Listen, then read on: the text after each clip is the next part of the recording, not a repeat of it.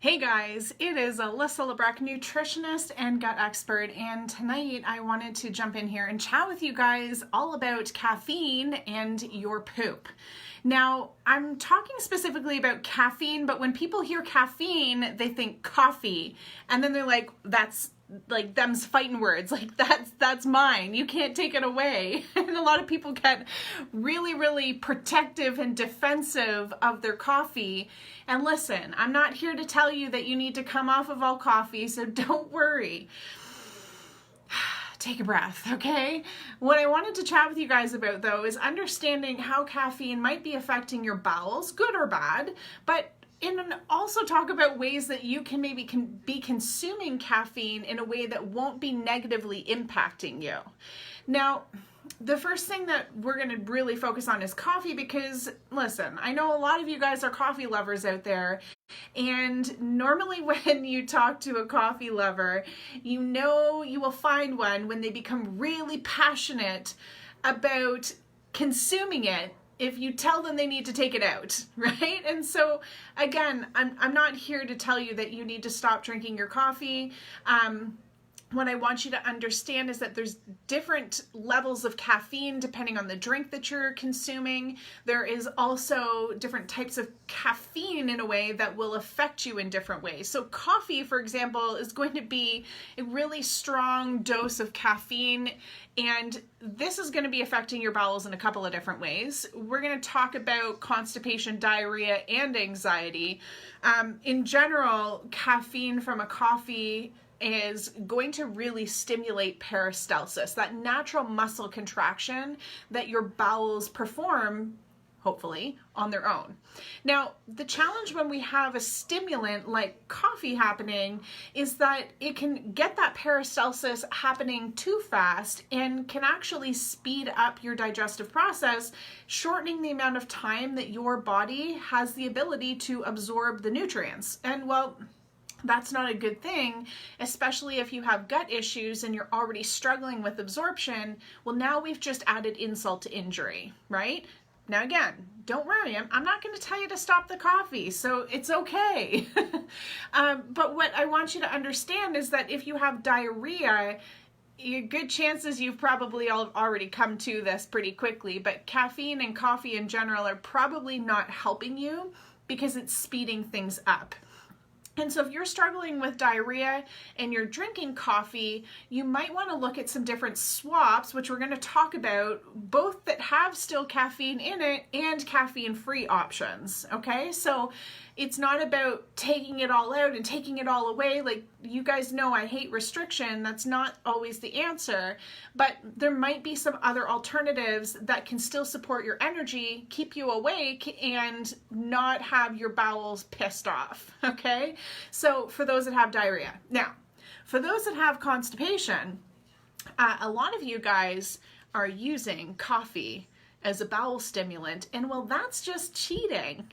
Okay, that's cheating. It's like taking a laxative. And listen, it's not a healthy way to get your bowels moving. It's really just masking the problem. And there's a lot of people out there today that think their guts are totally healthy. They think they're pooping plenty. But my question is always, are you pooping before or after your first cup of coffee in the morning? And a lot of times people will be like, oh, it's actually after my coffee.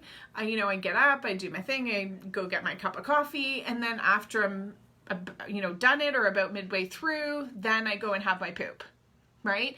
And the reason why that's happening again is because that caffeine is stimulating peristalsis in the colon. And so don't be fooled in thinking that your poops are completely normal or regulated or that you're pooping enough. Your coffee and caffeine in general might be masking gut imbalances that you didn't realize you had, or even making it seem like they're not as severe as they actually are. And so if you are using coffee as a bowel aid and you're erring on the side of constipation, it would be really good to actually take that out for a couple of days just to see where your bowels land without the stimulant. And then you can see just how bad it is. And then you're going to have a better idea of how aggressively you need to go at working at your gut. Okay? So the other thing we need to talk about tonight, guys, is coffee and caffeine in general, and anxiety. And so many of you guys who have gut issues are struggling with stress and anxiety. And a lot of that, like part of that, I should say, is due to the fact that your gut is out of balance. And when your gut is not happy, your microbiome is out of balance, that will affect your serotonin production, which is your happy neurotransmitter. And serotonin is produced, actually 90% of it, in the gut. And so again, if your gut's not happy, you're not going to be happy. But if you're feeling anxious, like you're the type that has a really busy mind, you're constantly spinning and wondering and worrying and Googling and all of the things, then caffeine might be actually making things worse for you. What it does specifically is it spikes your cortisol levels, which is your stress hormone. Now, I'm talking about coffee in particular here, okay? So coffee will spike your cortisol level, which is your stress hormone, and it can really put pressure on your adrenal glands. And this can just further lead to burnout, exhaustion, increased stress, and so coffee might not be helping you. I would suggest taking a look at the amount that you're consuming to start. And if it is more than 3 cups, we definitely need to bring that down. Now, guys, I'm not talking about 3 mugs, not 3 mugs, because I don't know what happened to mugs over the years, but they are like pretty much a coffee pot size these days. So you've got this like, okay, this is an exaggeration, but you've got this like really big mug of coffee that's typically, depending on what you're using, sometimes 2 cups, like 2 measuring cups worth of coffee. And so you're having maybe 3 mugs, but that's really like 6 cups of coffee. Now you're probably thinking, well, why the hell does that matter?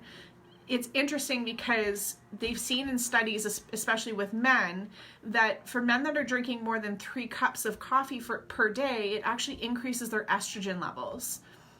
I mean, not good, not ideal, and ladies, don't think that you're getting away with that either. It's just that the study was done on men. Okay, so overconsumption of coffee is not good. You're totally fine to have coffee if it's not increasing your anxiety, giving you diarrhea, and as long as you're actively working on, if you have constipation, getting your bowels moving without the coffee. But there are some other things that you might want to look at adding in or swapping out that might work really well for you. Okay, so let's first talk about other caffeine alternatives that aren't straight up coffee. My very first favorite one is matcha. Now, matcha is technically a green tea, and one of our my favorite ways to drink it is as a matcha latte. We have a recipe for that on our website, on our blog. You guys can head over to alyssalabrak.com. And we have a matcha latte in there. There's a whole blog on helping to lower your cortisol levels like a meditating monk, okay? And this is where I'm going with this, is matcha is very, very different than the caffeine from a coffee because it's more of like a slow release, where caffeine from coffee will spike you and then crash you, right? Have you guys ever had that? Maybe not the coffee drinkers. You guys are used to it. You're like, yes, give me the roller coaster ride. I love the rush, right? I love the buzz. But me, I'm not a coffee drinker, guys. I won't lie. What happens for me if I drink coffee, it is like Energizer Bunny, nap time. And it kills me. Like I crash real hard. And so that's the thing with coffee. If you drink matcha, though, however, that caffeine is more of a slow release, and it helps to sustain you longer throughout the day instead of getting the spike and crash. Okay, so if you want sustained energy and you want a more gentle approach on your gut, this is where matcha would be a really great option. Now, you can drink it just as a green tea, or again, you can make a matcha latte with it. Whatever works best for you, but definitely getting some matcha in would be great. And this can be, what you guys can do, guys, is if you're doing, let's say, 3 cups of coffee or 3 mugs, aka a pot of coffee a day, you can just swap some of that out. So have 1 or 2 cups of coffee to start and then switch to matcha. Okay, and then you can slowly just start bringing your coffee consumption down, ideally to a cup a day. And if you do have adrenal fatigue, or you are burnt out, you are exhausted, you have diarrhea, it would be good to keep it to once a week. And I'll get you some other alternatives here once we keep going. Okay. So, the dying phone saga continues. It's funny, this is my old phone. I got a new phone, guys. You guys will be so proud because every week my phone dies. But I'm still using it to do these Facebook Lives because it has a pop socket on the back, so I can just hook you onto my computer. All right, guys, so let's keep going. I want to talk to you about one other option that is caffeinated, and then we're going to talk about the caffeine-free options if you want to go that route. All right, one other option that has caffeine in it, and again, would be a really great way for you to reduce your caffeine consumption, not go the roller coaster burnout, you know, buzzed and crash route of coffee, would be doing yerba mate. Now I'm going to spell this out for you guys because I'm sure someone's going to be like, yerba what? Yerba mate. So let me get my spelling hat on. Y-E-R-B-A. Y-E-R-B-A. Yerba, and then mate. M-A-T-E. Now this is technically a tea, but these tea leaves are so delicious. They do have some caffeine in them. Again, more of a slow release, less of a hit on the stress hormone, more like a gentle support throughout the day. Okay. And yerba mate, you can buy in like a dark roast. I'm in Canada, guys, so I know we have a lot of you guys following from the States and Australia and all over the world, but in Canada, we have this brand called Mate Factors. Check if you guys are in the States or elsewhere, see if you can find that brand. Mate Factors Yerba Mate Tea. Okay, and Mate Factors has several different types of yerba mate. They have a dark roast, which is supposed to be like the equivalent of a coffee, if you want like a more of a closer coffee swap, or you can do some really delicious flavored ones like lemon ginger, or they have like a cardamom spice yerba mate. So it's a great way to sort of transition into a lighter drink, not so rich. Now let's talk about if you want to go completely caffeine free or start to just reduce your caffeine consumption in general because you're stressed, your cortisol levels are through the roof, you're snapping at your kids or your spouse or whatever, you need to bring that cortisol, that stress hormone down, then you can still do a bit of coffee, but reducing it would be a good idea. So I really love personally and our clients, Dandy Blend is the name of the product. And so Dandy Blend is actually a dandelion product, and there's some other really great ingredients in there, so it's beneficial for the liver, but also has a coffee flavor to it. Now again, full disclosure, I'm not a coffee drinker. I've never been a coffee drinker. I'm a coffee crasher, like I will die. But not literally. I will crash really hard if I drink it, so I don't. But what I really love to do is make a Dandy Blend either just as a tea form. You can make it more like a coffee flavor. You can control the what do you call it? Like the strength of it. So whether you like an espresso flavor or a dark roast coffee or more like a light tea blend, you get to control the strength of it because it's in a powdered form, and they give you the recipe on how to gauge that. There's some really great like iced coffee Dandy Blend recipes on Dandy Blend's website, and personally in our gut healing hot chocolate, you guys all love it. We talk a lot about it in our free Facebook group, the Love Your Guts IBS support group, but that gut healing hot chocolate that I drink all the time, our clients drink all the time, I also add Dandy Blend into that. So a little bit of liver support, a little bit of energy support, and completely caffeine free. So this would be a really great option for you as well, guys. And again, the idea is not that you need to completely take out coffee or caffeine unless it's killing you, but more so adjusting the consumption of it, the amount of it, seeing how your individual body's feeling on it.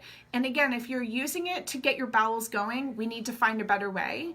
If it's stimulating your bowels that it's giving you diarrhea, probably time to swap it out. And if you've got anxiety and it's making you even more stimulated and anxious and on edge, then let's switch gears and go to probably even, I would say, another completely caffeine-free option, but you can try some of the lighter options too. Okay, Katrina's got a great question. Is decaf a better option? Okay, awesome.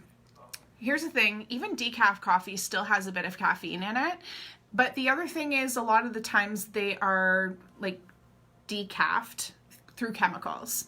There is this whole process called Swiss something. It's like Swiss water filtering something or whatever. They take out the caffeine with some sort of water removal system. I'm not a coffee scientist, okay? But you can look it up. It's Swiss water something, decaf coffee, okay? And this is just the process that they make it decaf. Better option. So good, better, best. Good, drink the coffee. Better, decaf coffee. Best, yerba mate, matcha, or dandy blend. Sound good, guys? Experience the full range. Okay, Roxanne is asking, hold on here. Stupid thing. Expand, there we go. Now I can see your full question. Okay, Nutters in Western Canada has Dandy Blend. A guy from head office wants to reach out to you, Alyssa, so I gave him your email. Okay, thanks, girl. He wants to have the things we can eat in stock. Oh, okay, amazing. That's awesome. I love hearing that when companies, they want to make sure that they're supplying what our clients need. We've had quite a few companies actually contact us about that, and even labs, making sure that they're getting a lot of, like, getting the proper lab testing accessible for our clients. So we're working with a lot of labs right now that are contacting us for that reason. Anyways, so that's great to hear, Roxana. Thanks for jumping on that. And Kimberly, what is the hot cocoa? Yes. Okay, thanks for asking. Listen, I have a blog on it, and I'm not even going to bother linking up the blog because I've changed the recipe a lot since I wrote it, and it's really simple. I've got it off the top of my head. I'm going to spill it out. So grab your pen and paper. Grab your pen and paper, folks. Okay, so here's the thing. The gut healing hot chocolate, super simple. It's 1 tablespoon of cacao powder or cocoa powder. Just make sure if you buy cocoa powder that it doesn't have milk powder and sugar mixed in with it, okay? And I always get asked this too. What's the difference between cacao and cocoa? Cacao is raw. It has some actual naturally occurring caffeine in it, believe it or not. So it supports your energy. It is more nutrient dense. When you take cacao and you cook it, you get you get cocoa. Jesus Christ, Alyssa. Oh, pardon my French. Okay. Today's been a hell of a day. It's been a week. I'm ready for like Friday evening and a long weekend right now. Anyways, you get cocoa when you cook cacao. There we go. So 1 tablespoon of cacao or cocoa powder, 1 tablespoon of gelatin powder. This is for gut healing, helps to heal up the gut lining. And then I do a couple drops of stevia. My favorite brand, Now Better Stevia Drops. I like the French vanilla flavor. Bought them by accident once, best mistake. It really makes the gut healing hot chocolate even better. So that's what you can do to, oh, and hot water. Put the hot water on there. That's what you can do to make your gut healing hot chocolate, okay? So I don't even, like, guys, I literally have a Keurig machine, 1 tablespoon cacao, 1 gelatin, 5 to 6 drops of the Now Better Stevia, hot water out of the Keurig, and stir that baby up and you've got a hot chocolate. If you put that in the fridge and you let that cool, you'll get a chocolate pudding. You're welcome. If you want to add Dandy Blend into that, you get to decide how strong you want it, but I usually will add about a half a tablespoon of Dandy Blend into that mixture of that hot chocolate, and tastes fantastic. Okay. Karen, I've switched to Ticino and I love it. Yeah, Ticino is a great option too. Kelsey, what about coffee creamer? Is it better to drink black coffee? Ooh, such a great question. So coffee, you can do black. You can you can do creamer, but I'm going to say dairy-free creamer. So I usually recommend doing, you can do like almond or coconut, whatever floats your boat, honestly. But Silk has, I usually just recommend Silk almond or coconut milk. They have creamers, but a lot of them are like, they have more, what do you call them? Like emulsifiers and, what's the word? We'll go with emulsifiers. Emulsifiers to make them like thick and creamy. Thickeners, that's the word. They have thickeners and emulsifiers in the creamers to make them more like a cream as opposed to a thinner milk. And they also add a lot more sugar into the creamers. So if you can, stick to just the larger carton of almond milk or coconut milk. But I also want to just say, I know for a lot of coffee drinkers, that really changes the texture and the taste of your coffee. So if you need to start with the more sugar, like sugary, actual dairy-free creamers, it's a great stepping stone. Remember, good, better, best. Good, creamer, regular old creamer. Better, almond, like almond milk, coconut milk creamers that have a bit more sugar in them. Best would be regular old coconut almond milk. And even better would be black, okay? But whatever, find what works for you, and you just baby step yourself along. Okay, Violet, any vegan replacement for gelatin? Great question. Not that you can put in your gut healing hot chocolate. Not that you can put in your gut healing hot chocolate. So you'll want to just omit the gelatin in that case. The gelatin is just a great, like, sort of tasteless product that you can put in there that helps to, again, heal up the gut lining. So if you are vegan, you would just omit that, and you could do the Dandy Blend in there instead. Roxana, I love pudding. Yes. Don't ever put bone broth in it. I'm assuming you learned that the hard way. Okay, Christine's asking, what is gelatin? Great question. Gelatin actually comes from the parts of the animal that we don't want to eat. So Violet, I'm sorry. If you're a vegan, you're probably like, ooh, like, I don't want to do that. But gelatin is, and collagen too, actually comes from, think of like the cartilage, the joints and like the weird parts of the animal that, again, we don't want to eat. That's where all those good nutrients are. That's where those amino acids are that actually help to heal up our gut lining. And so what gelatin is just isolated. It's an isolated gelatinous protein that comes from animals.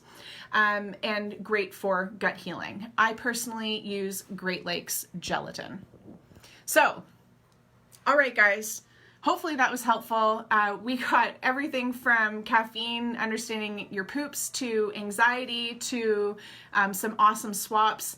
Honestly, a lot of our clients end up doing the gut healing hot chocolate, which I didn't plan on talking about tonight, but we got there. A lot of our clients end up doing the gut healing hot chocolate and don't end up going back to coffee because they find it really hits the spot and it's really satisfying. And in many cases, coffee drinkers, oftentimes it's just a habit. Like you wake up and it's part of your routine. You go to the kitchen, you get your coffee, or maybe it's a social thing.